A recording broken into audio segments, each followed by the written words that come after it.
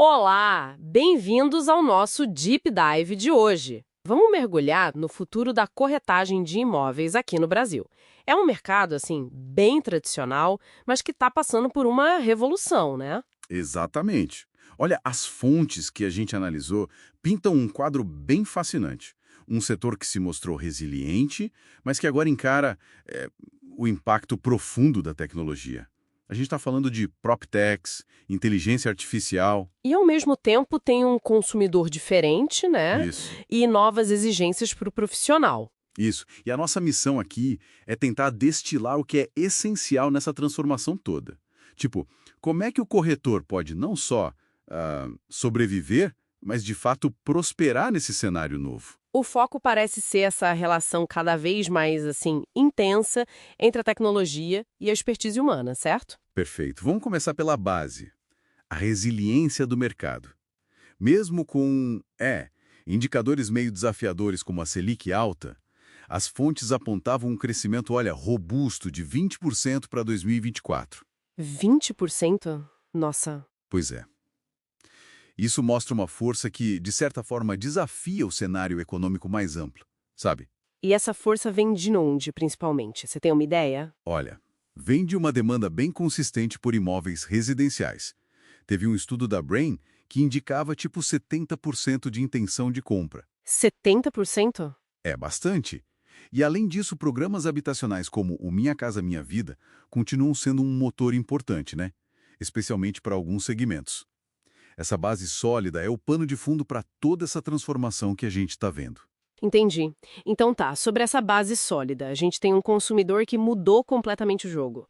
As fontes descrevem um perfil muito mais digitalizado. Sem dúvida, a expectativa hoje é por agilidade, menos burocracia, acesso fácil a tours virtuais 360 graus, a possibilidade de começar ou até, quem sabe, concluir a transação online já é uma realidade para muita gente. E isso muda o valor do corretor, imagino. Muda sim. Não basta mais só ter a informação, entende? É preciso oferecer uma consultoria que seja especializada, que seja segura e entender a fundo a motivação daquele cliente.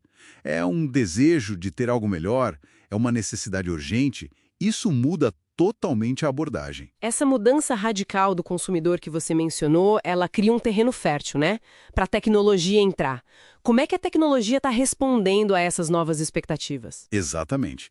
É um campo vasto, né? As fontes indicam, olha só, 1.209 PropTechs ativas no Brasil em 2024. Foi um salto de 13,5% em relação a 2023. Uau! E elas fazem o que exatamente? Atuam em muitas frentes. Otimizam o acesso a financiamento, criam marketplaces mais eficientes, oferecem CRMs para gestão de clientes. Basicamente, estão redesenhando os processos do setor. E além dessas PropTechs que já estão mais estabelecidas, a gente vê tecnologias bem na fronteira da inovação sendo aplicadas, tipo realidade virtual e aumentada. E aumentada, né? As fontes mencionam muitas visitas imersivas, principalmente para imóveis na planta. Parece incrível, mas ainda tem a questão do custo, né? Não é barato? Não, não é. O custo ainda é uma barreira, sim, significativa. Fala-se em cerca de R$ 50.000 por projeto, 17 mil por óculos de realidade aumentada. É um investimento. Pesado. É. Mas enquanto essas tecnologias amadurecem, a inteligência artificial já está bem mais presente no dia a dia. Ferramentas como a corretora.ai, por exemplo, podem automatizar aquelas respostas iniciais, qualificar leads, filtrar opções com base em dados. Ah, interessante. Então ela meio que libera o corretor para fazer o que a máquina não faz. Exato. Libera tempo para o relacionamento, para entender as nuances do cliente, para aquela negociação mais complexa, para a energia da venda, que a tecnologia não substitui, né? Faz sentido. E se a gente olhar para o futuro próximo, tecnologias como o blockchain e o Drex, que é o real digital brasileiro, previsto para 2025, prometem revolucionar a segurança e a agilidade das transações. Ah, o Drex? Isso. E tem também as casas inteligentes, com automação via internet das coisas, a IoT. Isso vira um argumento de venda focado em conveniência, modernidade. Então, com toda essa tecnologia redesenhando o processo, a pergunta que fica é: como é que o profissional se encaixa nisso tudo? É aí que surge aquela ideia do corretor 4.0, que as fontes mencionam. Precisamente. O cenário força uma evolução, não tem jeito. O corretor não vai ser substituído, mas precisa se tornar esse corretor 4.0, um integrador de tecnologia focado em consultoria estratégica e, acima de tudo, na conexão humana. E as habilidades técnicas clássicas, negociação, conhecer o mercado, avaliação. Continuam cruciais. Marketing digital também, isso não muda. Mas não são suficientes por si só, pelo que eu entendi das fontes. As chamadas soft skills, as habilidades comportamentais, ganham um peso enorme agora. Fundamental. Comunicação clara, empática, inteligência emocional para lidar com a ansiedade e as expectativas dos clientes, que são altas, resiliência para navegar um mercado que é bem competitivo e, claro, uma ética profissional inquestionável. E junto com isso vem a necessidade de se especializar, né? O corretor faz tudo, parece perder espaço. Perde mesmo. A especialização é chave. E quais seriam os caminhos para essa especialização? As fontes dão exemplos. Sim, dão vários. Pode ser por região geográfica, por tipo de imóvel. E é bom lembrar que os usados são uns 70% do mercado, né? Mas tem nichos fortes em novos, luxo, compactos. Ou por serviço, talvez. Exato.